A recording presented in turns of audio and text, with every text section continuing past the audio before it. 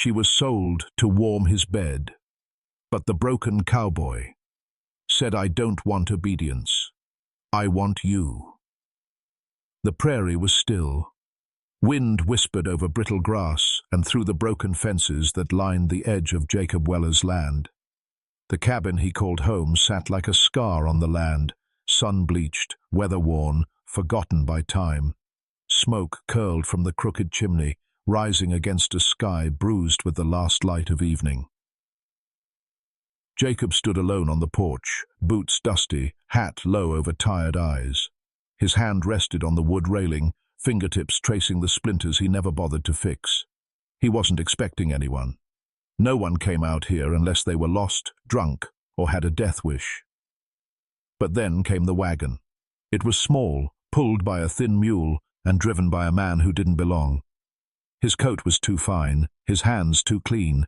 He didn't speak as he climbed down. He just nodded once, then went around to the back. Jacob didn't move. He watched. The driver lifted the flap.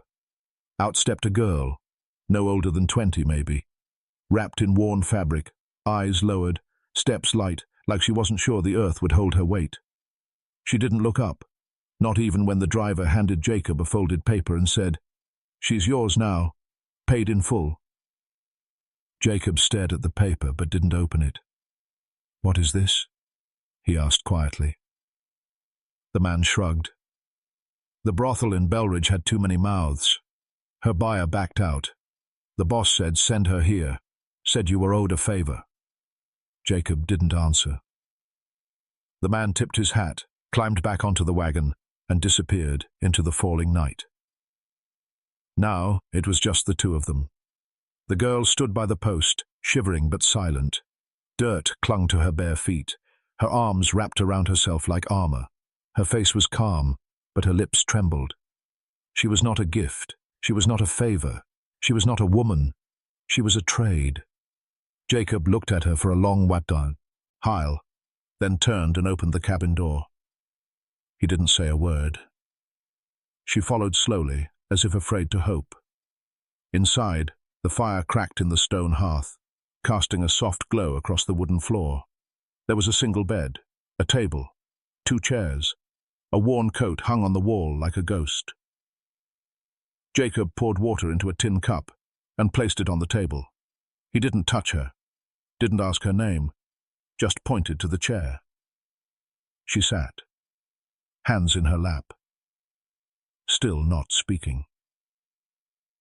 Outside, the wind howled like it had seen too much.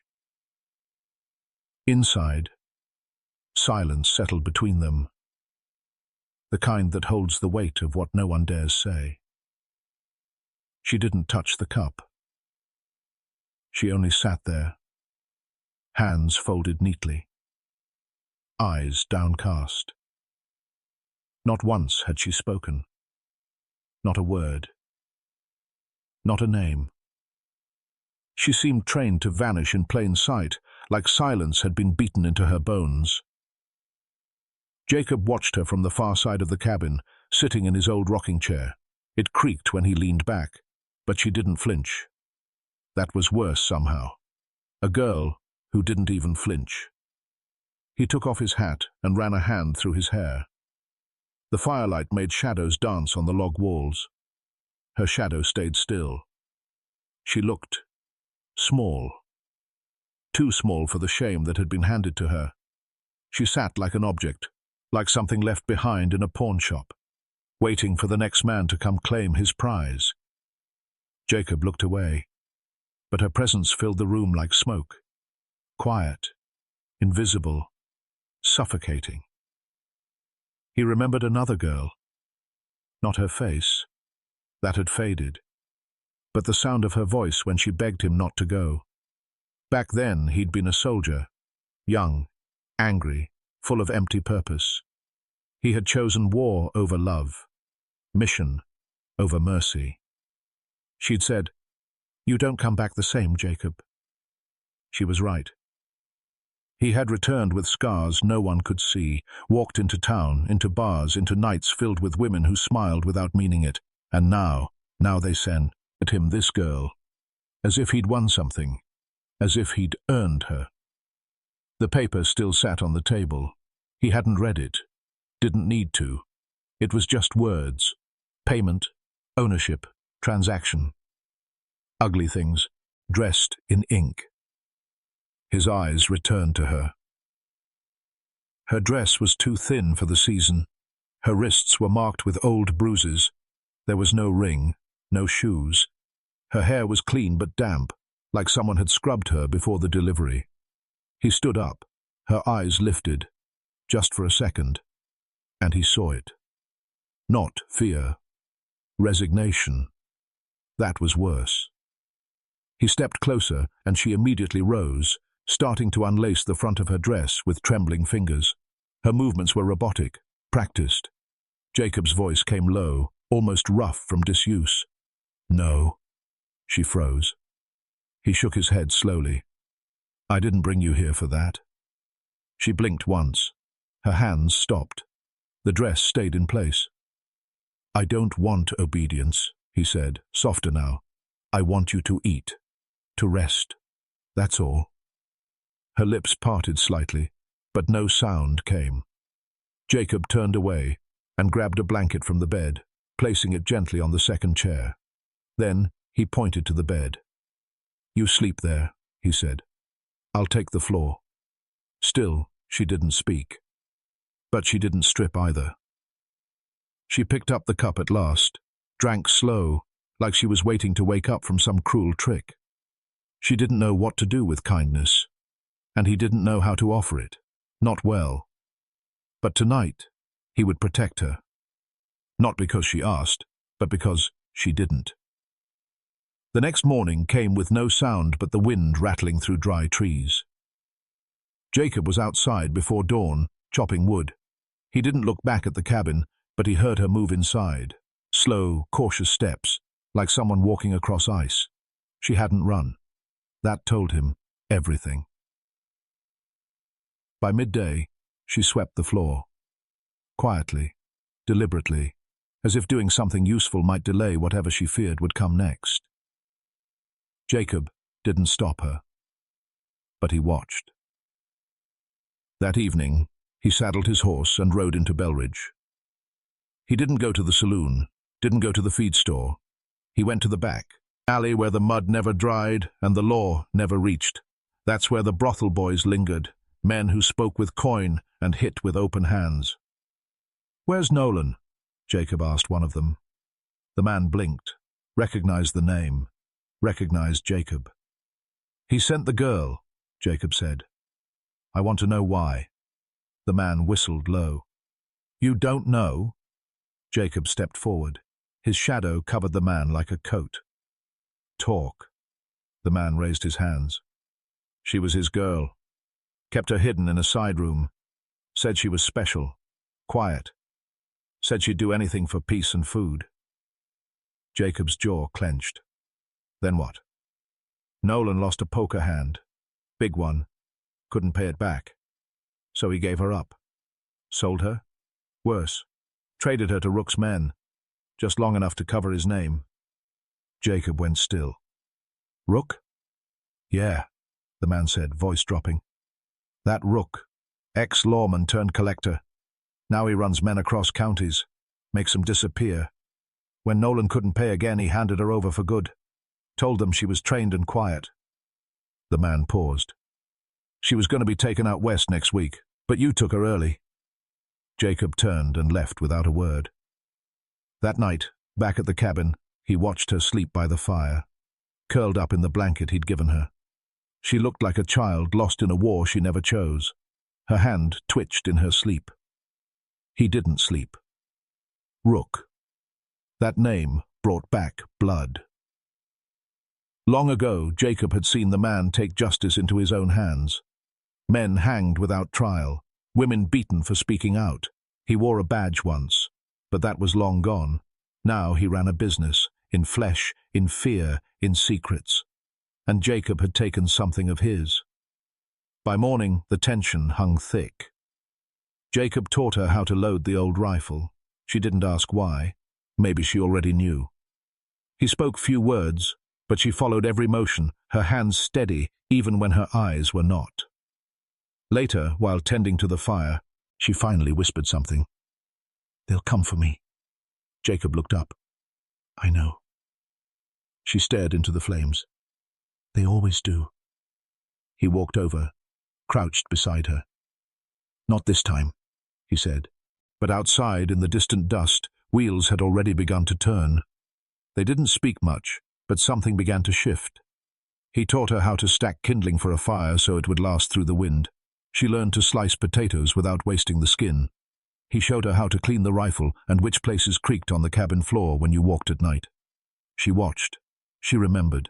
She moved like someone trying to take up as little space as possible, but she moved with care. In return, she began to do things without asking. She patched the hole in his only coat using thread from her own dress hem. She cleaned the lantern glass. She lined up the boots by the door after sweeping. And when he limped from an old war wound one morning, she left a folded cloth soaked in hot water beside his bed. No words, just quiet care. One evening they sat outside, watching the sun bleed over the hills. He broke the silence first. "That scar on your hand," he said, not looking at her. "Was it from a man?" She nodded once. He looked down at his own hands. Rough, calloused, fingers bent from an old break. "My brother did this," he said, "with a fence post. I was 12. She glanced at him. Her eyes didn't widen. She didn't ask why. She understood. "You ever run?" he asked after a while. "Twice," she said, voice thin as breath. "They found me, both times." He nodded. The wind moved through the grass, slow and gentle. Inside the cabin that night, they didn't speak. But when he handed her the larger quilt, the one he'd used for years, she held it like it was something sacred. Later, while she dozed near the fire, he noticed her flinch. In her sleep, she whispered, "Please, I'll be good." He didn't wake her. Instead, he sat beside her and listened to the broken pieces echoing out of her chest. She cried softly in her sleep, not loud, not wild, just quiet sobs like a child apologizing for a storm she didn't cause. In the morning, he handed her his pocket knife, the same one his father gave him when he turned 16. She stared at it. "Keep it," he said. "Why?" "In case I'm not here." She looked at him then, really looked. "I'm tired," she whispered, "of being someone else's silence." He didn't answer, just reached for the old coffee pot and poured her a cup. The bond between them wasn't loud. It wasn't marked by kisses or vows.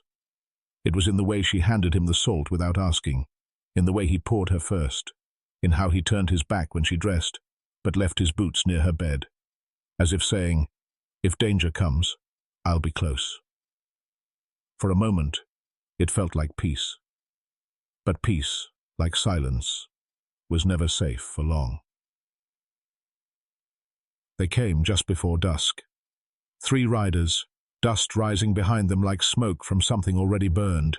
Jacob saw them from the ridge, just beyond the broken fence line. Their coats were long, their boots polished.